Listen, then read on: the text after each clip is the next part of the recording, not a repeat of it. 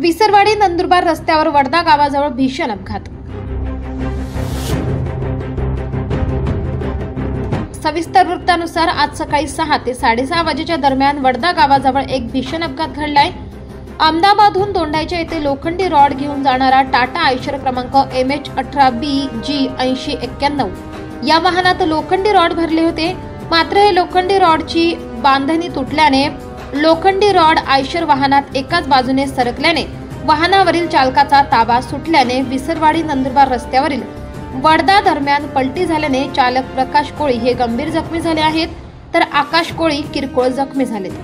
विसरवाडी ते भादवड पर्यंत जिल्ह्याला जोडणारा मार्ग यांची अत्यंत दयनीय अवस्था झाली असून या अवस्थेचा हा परिणाम म्हणून हा अपघात घडल्याचे बोलले जात असून या अवस्थेवरून प्रशासनाचा रोज प्रवास होत असताना याकडे दुर्लक्ष का असा प्रश्न सर्वसामान्य जनतेतून विचारला जातो।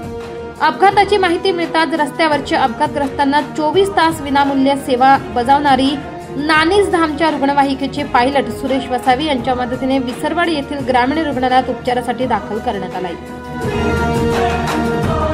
काय आपल्या लोकांचे जे आपले पत्तर सारखे ते रोल येतात लोहेसारखा ते लोहेमधून म्हणजे दोरी तुटली, एक साईडला झाले तर गाडी डायरेक्ट म्हणजे अचानक पलटी झालेली।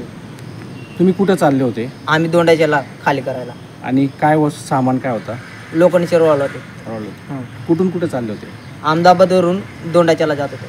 किती लोक होते गाडीत? 2।